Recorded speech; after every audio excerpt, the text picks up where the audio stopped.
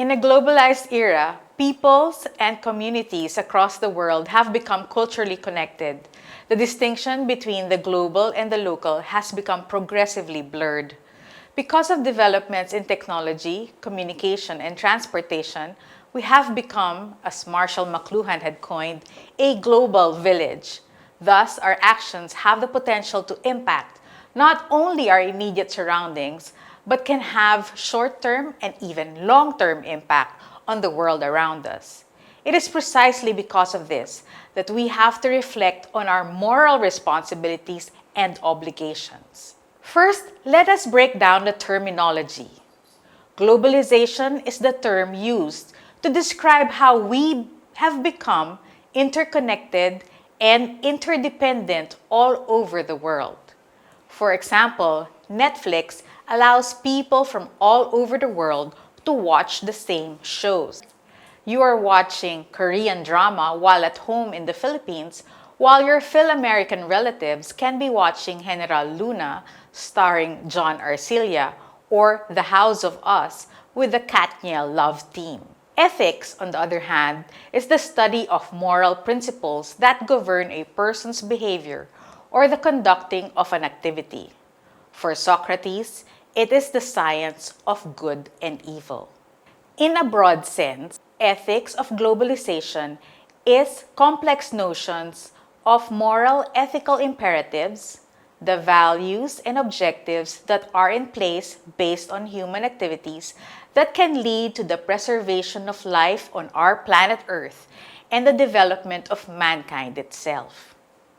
Globalization does not mean only the economic and political movement of expansion all over the world, but also the technological movement that tends to encompass all beings, all lives, all generations, and all species.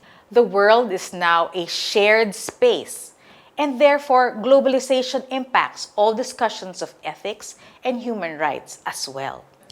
The ethics of globalization represents the application of ethics to the existing practical problems related to the environment of man with the current global problems of mankind.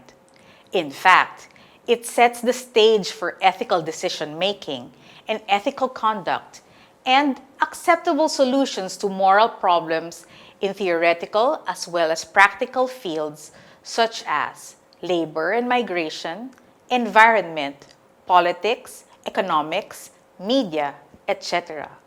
In this lecture, we will only be talking about the broad strokes of globalization and ethics. As globalization impacts the subfields of ethics, as previously mentioned, there are some aspects that should always be considered in the application of ethics in development. These are pluralism, inclusivity, and transparency. Pluralism is the first essential ingredient of a democracy.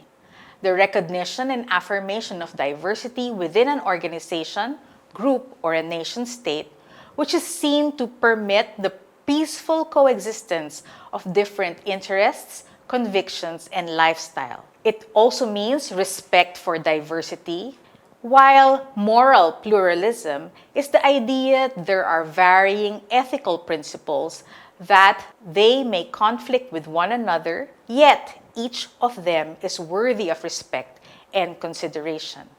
The moral pluralist believes that moral issues are complicated and that there is no one solution or approach to a problem, and therefore, one must weigh the moral principles before taking action.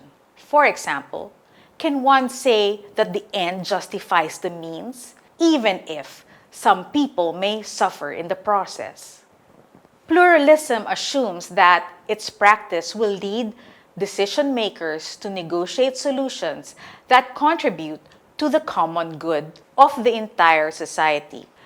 The common good is not the good of the majority, but, as ancient Greek philosopher Aristotle says, the common good refers to anything that is of benefit to and shared by all or most members of a given community.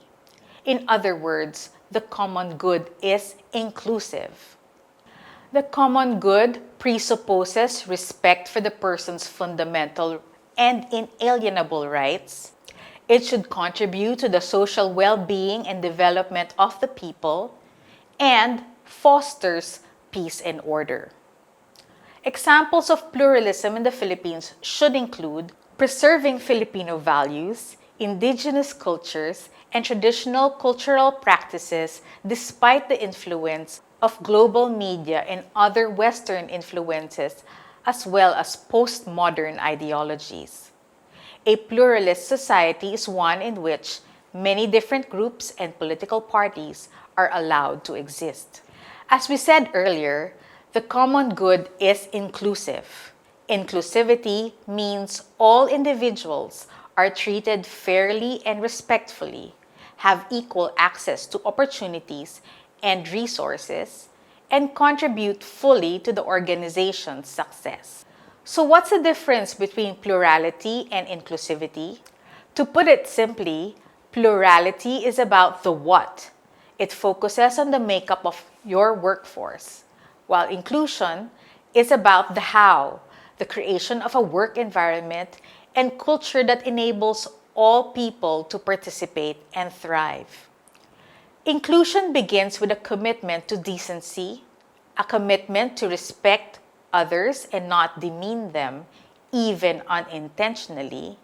It encourages participation or participative governance and upholds human rights around the globe. It is a common space where we can agree to disagree.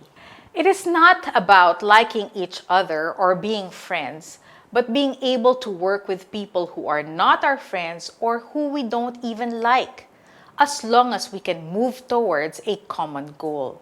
And lastly, transparency essentially has three purposes: to provide information to publics, to increase participation, and to hold governments and organizations accountable. Transparency can be challenging for leaders when faced with adversity, but it is essential for fostering an ethical culture. Transparency is an attribute of a government or organizational culture that is revealed through the behaviors of its leaders, employees, and stakeholders. These three principles are also the underlying values of good governance.